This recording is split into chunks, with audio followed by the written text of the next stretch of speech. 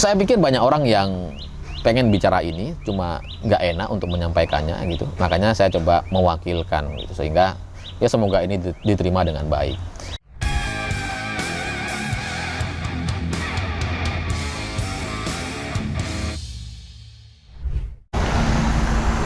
Selamat pagi semuanya. Hari ini saya pengen membahas soal isu almarhum Eril, karena menurut sebagian orang ada yang berpendapat bahwa pemberitaan terkait almarhum Eril ini sudah berlebihan, sudah terlalu banyak. Dan kalau kita perhatikan di media kita, memang semuanya sudah menurunkan berita terkait Eril dengan berbagai detail dan sudut pandangnya, dan secara akumulasi mungkin sudah ratusan atau bahkan ribuan berita terkait almarhum Eril ini. Tapi ini ada penjelasannya gitu, kenapa media kita sangat gencar sekali memberitakan almarhum Eril ini. Karena secara peristiwa ini nggak biasa, dan itu nggak bisa disandingkan atau dibandingkan dengan peristiwa meninggalnya kiai, ulama, pejabat di Indonesia yang secara usia memang sudah cukup tua atau karena sakit meninggal di rumah sakit. Itu adalah peristiwa yang terlalu biasa di tengah-tengah masyarakat kita. Kita sering mengalami itu dan sering melihat itu, sehingga secara pemberitaan, kalaupun diberitakan, itu nggak menarik perhatian gitu. Tapi meninggalnya Eril di Swiss, di sungai Swiss gitu ya, sebagai anak gubernur, ini skornya sangat tinggi gitu, karena peristiwanya nggak biasa. Ya nggak tahu lah sebelumnya apakah pernah terjadi hal semacam ini, tapi seingat saya belum pernah terjadi anak gubernur meninggal di sungai. Kemudian sungainya di luar negeri, dengan segala cerita indahnya itu gitu. Sehingga inilah yang kemudian membuat nilai beritanya itu sangat-sangat tinggi. Peristiwanya nggak biasa, langka. Dan media kita mayoritasnya itu kan memang media swasta gitu, yang memang cari untung, cari profit, cari iklan. Sehingga ketika ada nilai berita yang sangat tinggi, ya itulah yang kemudian mendapatkan prioritas di kalangan wartawan untuk berlomba-lomba memberitakan dan mendapatkan view atau penjualan yang tinggi. Itu yang terjadi gitu. Nah, itu harus kita maklumi, karena itulah industri media gitu ya. Kalau dari sisi saya melihatnya ada satu masalah yang mungkin kurang. Hujan nggak nih? Menurut saya ada cerita yang menurut saya kurang menarik gitu, karena narasi yang terbangun adalah Eril ini jasadnya atau mayatnya itu harum sekali gitu, dan itu disampaikan oleh banyak orang, oleh Habib, oleh Ustadz gitu ya, dan bahkan oleh bapaknya sendiri atau Ridwan Kamil. Dan itu yang pertama kali nampaknya berbicara soal jenazah Eril ketika pertama kali ditemukan di Swiss gitu ya. Nah, ini menurut saya adalah narasi-narasi yang apa ya, kurang elok gitu. Dan ya nggak tahu deh kalau dari pihak Ridwan Kamil, dari pihak Habib atau Ustadz yang melayat gitu, mungkin juga menyaksikan betul mayatnya harum mewangi dan sebagainya, itu juga ada penjelasannya gitu. Tapi ketika Ridwan Kamil mengatakan harum bunga eukaliptus gitu ya, itu agak berlebihan sih. Mungkin iya, bisa saja itu terjadi gitu, karena kita kan nggak tahu gitu ya, kita nggak melihat peristiwa itu langsung.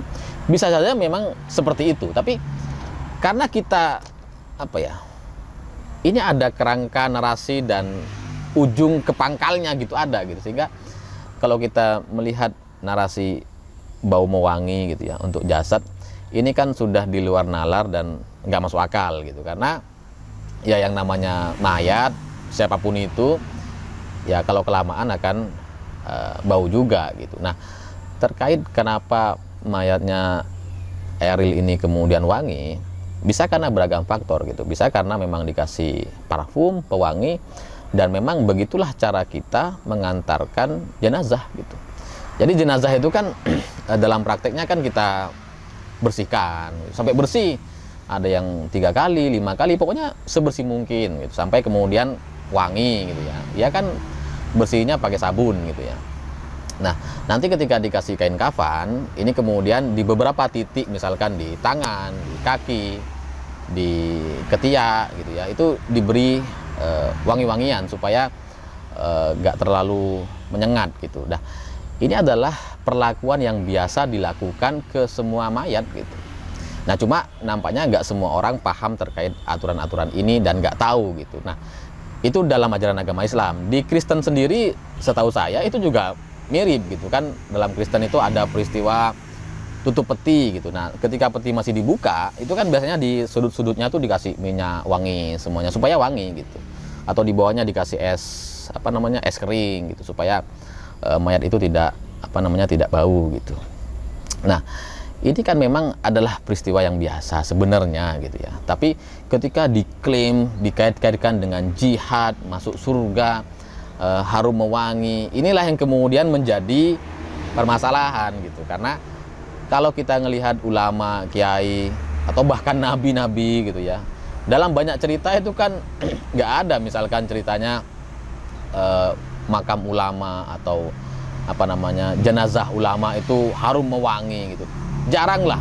Ya, kalaupun ada gitu ya, biasanya dari kelompok-kelompok orang yang memang bicaranya soal jihad-jihad terus gitu. Ya, ini bukan bermaksud untuk menyamakan gitu, tapi kan kita kan sering dengar gitu, Laskar FPI yang meninggal ya senyum wangi, kemudian pelaku bom bunuh diri meninggalnya senyum wangi gitu ya.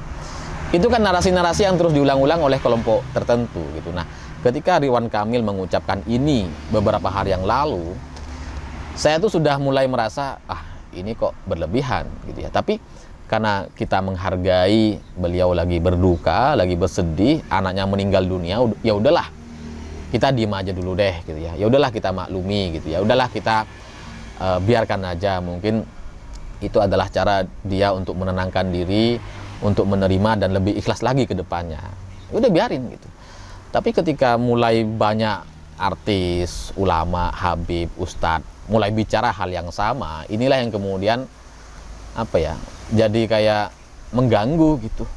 Karena secara ajaran agama Islam memang ada ini dalilnya gitu terkait jenazah harum mewangi gitu atau kuburannya yang wangi gitu. Karena dalam ceritanya misalkan itu ada memang dalilnya di mana kalau pejihad gitu ya, orang yang mati syahid di medan perang gitu ya, itu kan darahnya itu mengalir di mana-mana. Lalu kemudian dalam dalilnya ini nggak usah dimandikan kalau mati karena perang gitu ya. Biarkan darah-darah itu tetap dikumpulkan semuanya dengan kain kafan, langsung dimasukkan ke dalam kuburan. Nah, nanti katanya menurut Nabi gitu ya, darah-darah yang kelihatan mengerikan ini nantinya akan mengeluarkan harum wangi. Tapi cerita ini nanti gitu, nanti di hari kiamat. Jadi para mujahid kita, orang-orang yang meninggal syahid di jalan Allah karena berperang di zaman dulu gitu ya, ini nanti akan harum mewangi badannya gitu dengan lumuran darah yang dia rasakan ketika ada di dunia. Tapi sekali lagi, itu cerita nanti ketika di hari kiamat, bukan sekarang gitu. Nah, sementara masyarakat kita itu menafsirkannya sekarang gitu. Makanya kemudian ya seperti berlomba-lomba untuk bikin jenazah itu seharum mewangi mungkin gitu ya. Dan itu dibolehkan sebenarnya. Saya pernah bawa mayat dari Malaysia gitu dulu ketika masih aktif sebagai organisasi partai di Malaysia, bawa mayat ke Indonesia. Lalu kemudian mayat ini sebenarnya sudah 2 minggu, sudah orang ilegal gitu ya, nggak punya dokumen, makanya dokumennya diurus dulu sampai kemudian 2 minggu baru bisa dipulangkan ke Indonesia. Nah, dalam proses pemulangannya ya memang nggak bau, nggak ada, malah wangi gitu, karena memang ada treatment khusus yang dilakukan di rumah sakit gitu, supaya jenazah ini ketika sampai ke keluarga itu nggak menyengat gitu ya. Dan itu biasa saja, tapi ketika kemudian dikait-kaitkan dengan syahid, ini yang kemudian menurut saya masalah gitu. Karena di luar cerita soal orang yang meninggal karena perang lalu kemudian berdarah-darah gitu ya, yang kemudian nanti darahnya harum mewangi, di cerita yang lain memang pernah ada juga cerita Nabi Muhammad itu ketika dalam perjalanan Isra Mi'raj bertanya kepada malaikat Jibril gitu. Jibril, ini wangi apa ya, dari makam siapa ya, kok wanginya sangat harum sekali gitu. Lalu kemudian Jibril bercerita bahwa ini adalah makam dari pembantunya Fir'aun, Siti Masyitah gitu. Nah, ini ceritanya si Siti Masyitah ini pembantu atau orang yang mengasuh anak-anaknya Fir'aun. Dalam satu kesempatan gitu ya, Siti Masitah ini lagi nyisir anaknya Firaun, lalu kemudian terucaplah Bismillah gitu. Terus nanya lah si anaknya, kamu maksudnya Bismillah kan ke Firaun kan, ke bapak saya kan gitu. Terus dia menjelaskan, enggak, ini Bismillah untuk Allah yang Maha Kuasa gitu. Makanya kemudian dilaporkan ke Firaun, Firaun murka gitu ya. Kemudian si Siti Masitah dengan semua anaknya ini dimasukkan ke dalam apa namanya, baskom gitu ya, yang besar dengan air yang mendidih. Dimasaklah orang-orang ini, Masitah dan anak-anaknya gitu. Nah, nanti tulang belulangnya itulah yang kemudian dikuburkan. Kuburan inilah yang apa namanya, mengeluarkan harum wangi yang sempat ditanya oleh Nabi gitu ya. Tapi sekali lagi ini ceritanya kuburannya gitu, bukan jenazahnya, bukan mayatnya. Jadi secara dalil, pondasi cerita terkait jasad meninggal wangi itu sampai sekarang saya belum melihat itu ada gitu. Dan kalau terjadi di dunia gitu ya, mungkin ada secara teman-teman yang menyaksikan, mungkin pernah gitu ya. Tapi lebih kepada faktor apa namanya, parfum yang memang diberikan kepada mayat sebagai treatment untuk mengantarkan jenazah kepada alam kubur gitu.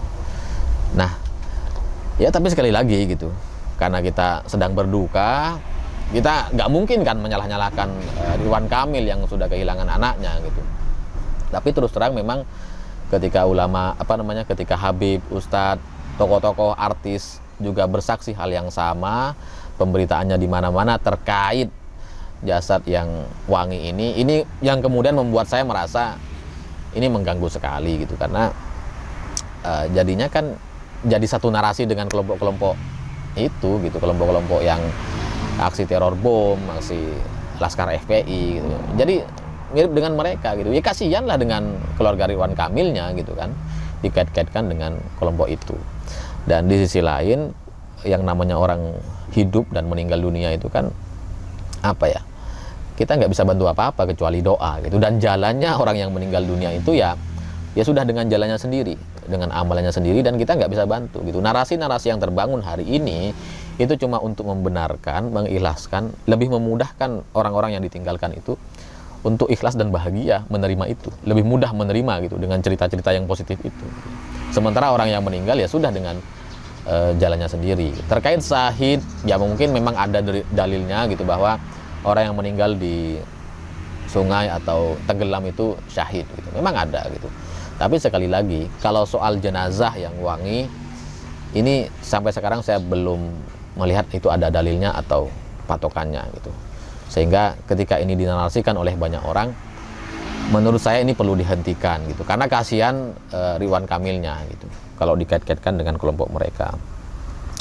Ya, saya pikir banyak orang yang pengen bicara ini, cuma nggak enak untuk menyampaikannya gitu. Makanya saya coba mewakilkan gitu, sehingga ya semoga ini diterima dengan baik. Kalau kita bandingkan dengan Kiai Ulama NU, kan beberapa hari yang lalu Kiai Dimyati Rois meninggal dunia gitu ya. Lalu kemudian Buya Syafi'i Ma'arif meninggal dunia.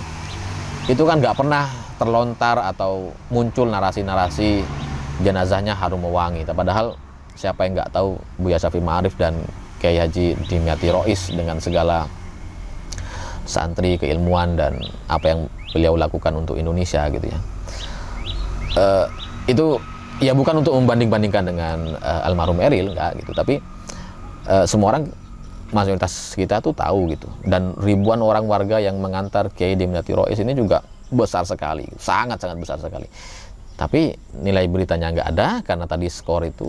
Lalu kemudian cerita soal jenazahnya harum mewangi ini juga nggak ada gitu. Sehingga menurut saya ke depan ini menjadi pembelajaran gitu. Bahasan soal jenazah atau mayat meninggal dan harum wangi ini kan bahasan yang sudah diulang-ulang gitu. Ketika Laskar FPI meninggal, saya juga membahasnya, dan sekarang saya juga terpaksa harus membahasnya gitu, supaya ini menjadi pembelajaran bagi kita terkait dalil atau apa namanya, patokan-patokan yang kemudian dipercaya oleh banyak orang terkait mati syahid, yang itu berbeda secara penafsiran dan kenyataannya. Saya pikir itu. Terima kasih sudah menonton. Begitulah kura-kura.